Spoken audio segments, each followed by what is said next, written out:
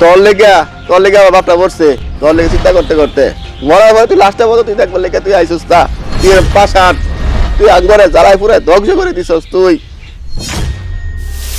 আব্বা তোমার ছোট বোধ কই আইস কত এবার লেগে এত কাজ কাম কিছুই করে না, এত জোয়া টোয়ালে ব্যস্ত। তুমি তো জমি টমি বেচে তো আর দিলা, এখন কি ওরা কেমনে কি করবা তুমি দেখো। তুমি মরে গেলে কেমনে ওরা আমি কি করাম কষ্ট দেখি।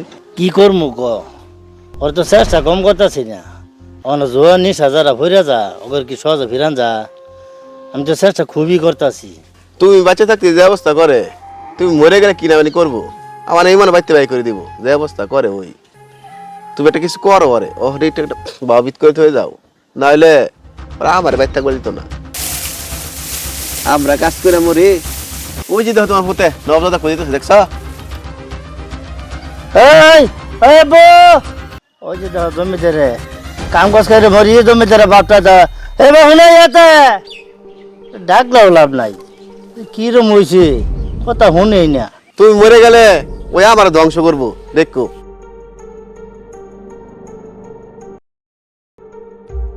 চলো খাই গা, কি লাগছে অনেক বেলে গেছে অনেক।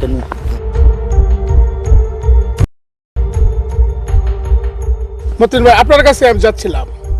আপনার ছোট ছেলে আমার কাছ থেকে আপনার কথা বলে কিছু টাকা পয়সা আনছে, 5 লক্ষ টাকা আনছে। আসলে আমি টাকাটা দিতে চাই নাই, তো আপনি একজন সম্মানী ব্যক্তি আপনার কথা বললো, তাই আমি টাকাটা দিয়েছি। তাই সে টাকাটার জন্য আপনার কাছে আসছি। কি বললেন 5 লক্ষ টাকা আনছে আমার কথা কইয়া? তাহলে ওরে 5 লক্ষ টাকা দিবেন, আমার এটা জানাইছেন না? আমার না জানি 5 লক্ষ টাকা চালাইন ও না আইসুন আমার টেয়ারালা ভনার পারলি গিয়া আইনে ওর যে দিছুন ওতে লুন গিয়া আমার হনেন কে জানো নিউ খেলা। তারপর আইনে ও যায় ওর 5 লাখ টাকা চালাইন। আইনে কদিন আগে 3 কাটা জমিন বেচে ওরা টাকা দিলাম। ও শুনছুন যে জমিন বেচে টাকা দেয় লিখে আমার না জানি দিয়ে আসুন মানে হেতে লুন গিয়া আমার বলে টাকা লগে আইনে যে জমি টাকা চালাইন। হেই কি করেন আপনি? হ্যাঁ কথা নাই বাতা নাই 5 লাখ টাকা আপনি দিয়ে আলচুন কইতেছেন। আপনি জানেন না হ্যাঁ জুয়া খেলে আপনারা দিলেন কে লিগা? অন আপনার একটিও দেওয়া হইতো না। আপনারা ইচ্ছা করে এগুলা করতেছেন, প্ল্যান কইরা আমার জমিগুলা শেষ করবার লিগে করতেছেন। আব্বা তুমি একটিও দিবা না। কি বললেন? টাকা দিবেন না? আপনারা ভালো মানুষ, তাই টাকাটা আমি দিয়েছি। আর টাকা যদি আপনারা না দেন, আপনাদেরকে অভিভাবক হিসেবে জানাতে আসছি, টাকাটা যদি আপনারা না দেন টাকা কিভাবে আদায় করতে হয় সেটা কিন্তু আমরা ভালো করে জানি। আর জানি বিদায় লক্ষ লক্ষ টাকা ইনভেস্ট করি, বুঝতে পারছেন? বলে যাচ্ছি ভালো ভালো আপনারা টাকাটা দেওয়ার চেষ্টা করেন। আপনারা টাকাটা পাঠাই দিবেন, আর যে টাকা না পাঠান আমার ব্যবস্থা কিন্তু আমি নেব, কথাটা মনে রাখবেন। আচ্ছা ঠিক আছে, যান যান দেখি কিভাবে টাকা নেন আপনি। কোয়া নাই বনে টাকা দিয়ে বই রইছে। হ্যাঁ ওই যে জমিদারে খেলাইতেছে বুঝছস তো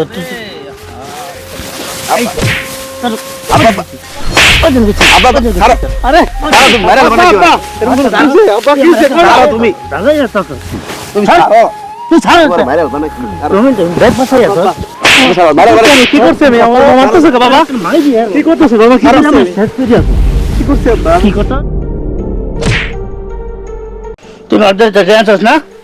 কি হয়েছে আবার কস?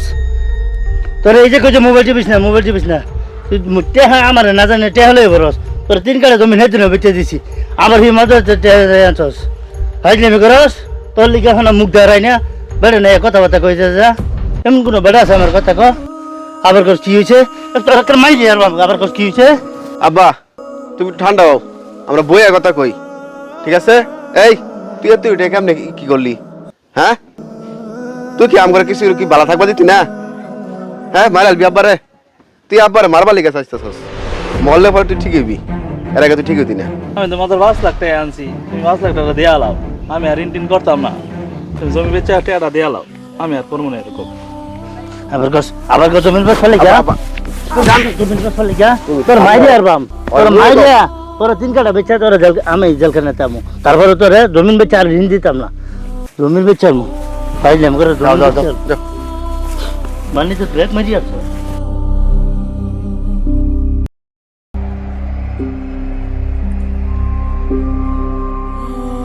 কি টাকা পয়সার কোনো বাস করছেন? কোনো কিছু তো শুনতে আসছি না। আপনাদেরকে জানাইছি টাকা পয়সার বাস করেন, তা না হলে আপনি তো লোকজন দিয়ে যদি আপনার বাইকে উঠাই নিয়ে যায় তখন কি আপনাদের মানিজ্য থাকবে? তখন তো আবার বলবেন যে একটু ধৈর্য ধরতেন। দেখেন টাকা পয়সা দেন, আমি এইসব ঝামেলা থেকে মুক্তি পেতে চাই। আপনি বলছেন দেখতেছি, টাকা পয়সার ব্যাপার, অনেকগুলা টাকা, বুঝেনি তো, এ তো 1-2 টাকা না, 5 লাখ টাকা। আচ্ছা আপনি যান, আমি আব্বার লগে কথা বলেছি, আমি জানাইতেছি। আচ্ছা ঠিক আছে, আমি যাচ্ছি।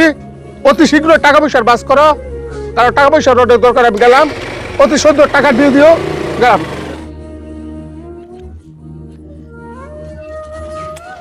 তুই যে কথা কইলি কেমনে কি কোন ক তুই একটা যুক্তি পরামর্শ দি। আব্বা ওই যে উত্তর পাড়া 3 কাঠা জমি আছে না, আগে 3 কাঠা বেচছ, 3 কাঠাই আছে, ওরে বেচালাম। কি করবা, একটা সমস্যা করে আছে, এখন ওরে বেচালাও, ঋণে দেয়ালাই, আর কিছু করার নাই। আজই বা থেট দিয়ে গেছে। না কি করতাম ক, আগে তো 3 কাটা বেঁচে এলাম, অঞ্চলে আছে ওই 3 কাটা, 2-2 কাটা বেঁচে ওই বাড়ি ঋণ জ্বালায় তোর জায়গা শেষ হয়ে গেল। 12 কাটা জায়গায় আছে, অন্যান্য যদি বেঁচে এলে তো জায়গায় শেষ হয়ে গেল, এবারে কিবা কি করবি? তুমি আগে বেচো, ঋণটা আগে দেই, না হলে মুখ দেওয়া যেত না এলাকার। আমি চাষা দেখছো না কি অবস্থা করছে, তাহলে বাইত লোকজন লয়ে উঠবো, মান সমান থাকতো না কিছু, আর দিউনি লাগবো ঋণটা, কিচ্ছু করার নাই, বেঁচে গেলাম। কি করবা, কিচ্ছু করার নাই আমার। মেম্বার সাহেব এখন যে কথা শুনতেছি, তো ওই তো জোয়া টোয়া খেলছে, বাবা তো আগে এই সম্পত্তি বেচে আমার নামে দিয়ে দিছে। 12 কাঠা জায়গা ছিল, তো 12 কাঠা জায়গার মধ্যে 6 কাঠা বেচে আসে জোয়া টোয়া খেলছে, শেষ করে গেছে। ওনাদের 6 কাঠা জায়গাটা আছে, তো এই জায়গাটা তো আতিক মিয়া পায়, তো এই জায়গার মধ্যে সে দাবি কিভাবে করে? আসলে ওর বাবা জমিটা বিক্রি করে অবশ্যই এটা টাকা দিয়ে গেছে, ঠিক আছে, এটা সত্য। এই হিসাবে এই ছেলে জমি পায় না, জমিটা বাবা বিক্রি করে দিচ্ছে। তো আসলে বাবা তো আর দলিল করে দেয় নাই, যেহেতু দলিল করে দেয় নাই, এটা রাষ্ট্রীয় আইনানুগ ভাবে সে কিন্তু জমির মালিক। এটা ভাই ভাইয়ের মাঝে সমঝোতা করিয়া, এটা আপনি আছেন আমি আছি, এটা সলভ করারে আমি উত্তম মনে করি। মেম্বার সাহেব বাপে পাশে কি করছে এটা আমি জানি না, 6 কাঠা জমি আছে, এর অর্ধেক জমি আমার বুঝা দিতে হইব, আমি কোনো কথাই মানতাম না। মানতি না মানে, জমি বেচে তো তোর ঋণই দেওয়া হয়েছে, তুই তো জুয়া খেললে খেললে কয়েকবার ঋণ করছস। মেম্বার সাহেব আপনারা সঠিক বিচার করেন, এটা তো তার পিছিয়ে ডালা হয়েছে সব টেহা, এটা একটা আমি বা আব্বা খাইছে না, আব্বার চিকিৎসা লোক খরচ করছি না। ভাই আমি অত কথা বুঝি না, আমার অর্ধেক জমি পাই, আমার এটা বোঝা যেমন লাগবো, আমার নগদ টাকা দরকার অনেক। মেম্বার সাহেব আপনি তাড়াতাড়ি এটা ব্যবস্থা করেন, আমার তাড়াতাড়ি লাগবে সবকিছু। হ্যাঁ ঠিকই কইছ, তোমার তো টাকা খুব দরকার, তুমি তো আগে বাবার সম্পত্তি নষ্ট করছো, মেম্বার ওটা ভালো করে জানে, আমিও জানি। এখন এই যে ভাইয়ের পিছনে লাগছো, হ্যাঁ বাপ মরে গেলে ভাইয়ের ছায় বলে ভাইয়ের মুহ বাসে, আর তুমি বেইমান মিয়া, জুয়া খেলতে গেলে তো সব সম্পদ নষ্ট করে লাইছো, মানে ভাইয়ের সম্পত্তিতে তোমার চোখ গেছে। হ্যাঁ এখন টাকাটা তুমি নিয়া এখন তুমি সাথে জুয়া খেলে ফেলবা, বাটপারি ছাড়ো মিয়া, বুঝছো, বাটপারি ছাড়িও। হ্যাঁ ঠিকই বলছো, তুমি তোমার বাবা বেঁচে থাকতে তুমি জ্বালায় পুরো শেষ করছো, বাবার সাথে ভাইটাকে এখন ধ্বংস করার জন্য উঠে বুঝে রাখছো। আর তোমাদের মতো ছেলেদের জন্য বাবারা অকালে মৃত্যুবরণ করে, আর ভাইরা তোমাদের মতো ছোট ভাইদেরকে স্নেহ ভালোবাসা দিয়ে বড় করে তারা রাস্তা রাস্তা ভিক্ষা করে তোমাদের মতো কুসন্তানদের জন্য। ভালো হয়ে যাও, তুমি আমার কাছ থেকে টাকা নিয়েছিলে, আমি জানি তুমি কতটা খারাপ, তুমি ভালো হয়ে যাও, ভালো হয়েছে, পয়সা লাগে না, বুঝতে পারছো? তোর লেগে আমার বাপটা মরছে, তোর লেগে চিন্তা করতে করতে মরার পরে তুই লাস্টে মতো তুই দেখবার লেগে তুই আইসুস তা, তুই এরকম পাশান, তুই আঙ্গরে জ্বালায় পুরে ধ্বংস করে দিছস তুই।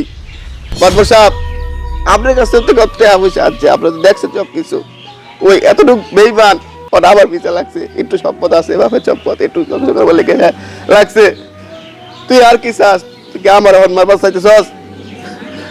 বাপের এইটুকু সম্পদ এটুকু শেষ করবার লেগে তুই লাগছস, তুই তো ডেয়ারি বেঞ্চ চালাবি, তুই রাখতি না, তুই আনকে তো ফার্স্ট, ঠিক আছে, তুই নিজের প্রশ্ন কর, তুই কি জায়গা তুই ফার্স্ট 12 কাঠা জায়গা আছিস, সরকারের পিছিয়ে তোর ঋণ দেওয়া হয়েছে, বাপের চিকিৎসা করছি না, বাপের চিকিৎসার অভাবে মরছে, ওর তোর চিন্তা করতে করতে মরছে, আর তুই এখন আইসস এই জায়গাটা নেবার লেগে।